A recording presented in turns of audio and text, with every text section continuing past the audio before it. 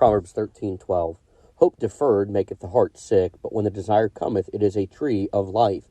Here God comes in this passage and he tells us that when our hope is not achieved, when our hope is cast down, when our hope is deferred, it makes our heart sick. But when our desire cometh, it is a tree of life. You know, there are many who live their life every other day, perhaps even every day, discouraged. They're not on top side. More than that, they can hardly be encouraged.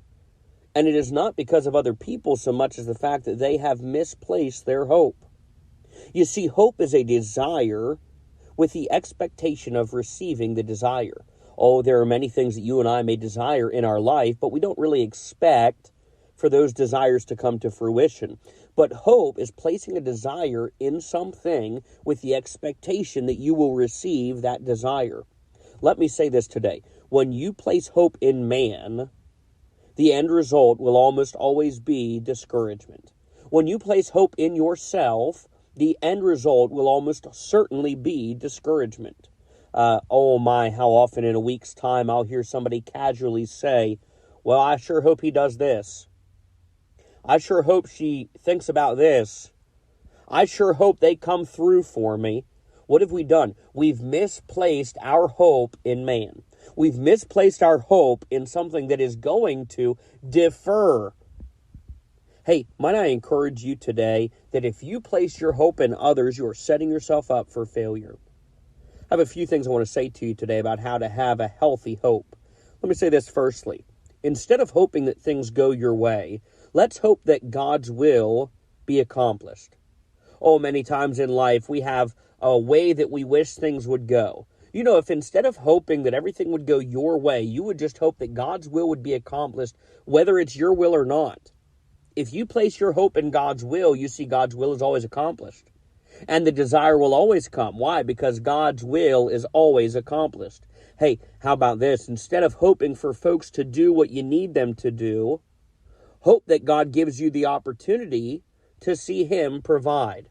Oh my, how often somebody will rely upon man, and when man doesn't come through for them, they're discouraged, they're depressed. How about instead of hoping for man to provide something or hoping for man to come through for you, you just hope and pray that you would have an opportunity to see God provide. You say, why? Because God will always provide.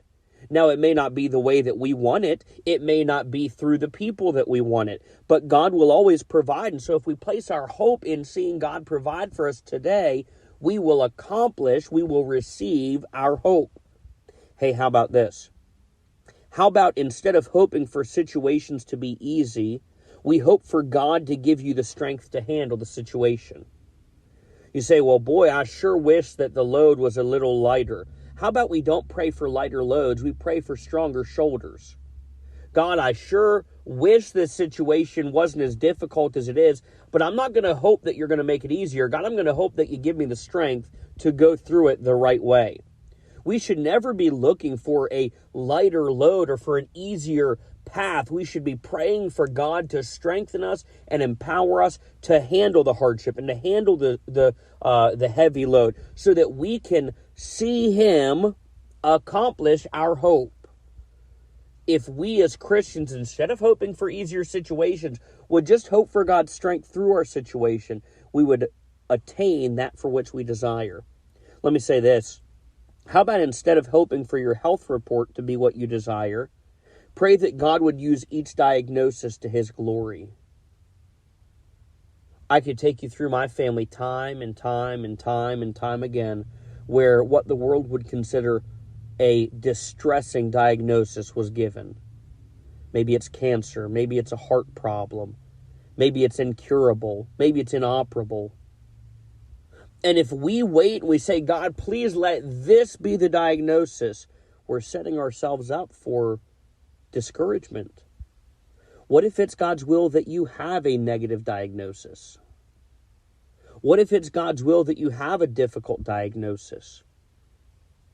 You see, you and I, instead of hoping for our health to be what we desire and for our health to always be on top side, I believe we ought to pray that God would use each diagnosis to His glory. I remember as a young man when I was diagnosed with a form of muscular dystrophy. Boy, that was not the diagnosis that I desired.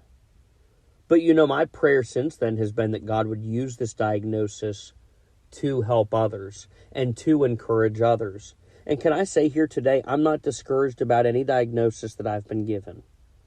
I am encouraged and I am satisfied in that God is using each diagnosis to accomplish His will and to help more people, and to bring even a distressing diagnosis, use that to bring glory to Himself. I think of a few young people right now with cancer and some in the hospital that, boy, we wouldn't want that for them. We wouldn't want that for their parents.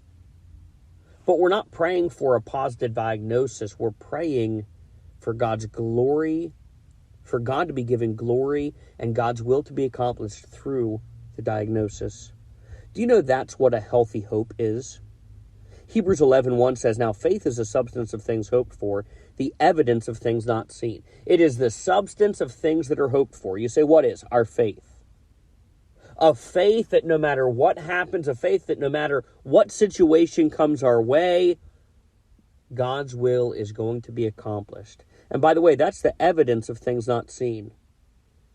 Let me say this. A healthy hope is not placed in man. A healthy hope is not placed in circumstance. A healthy hope is not placed in yourself. A healthy hope is placed in God doing what He said He would do and being who He said He would be for us. Let me encourage you today. This is how you have a healthy hope. We love you, folks.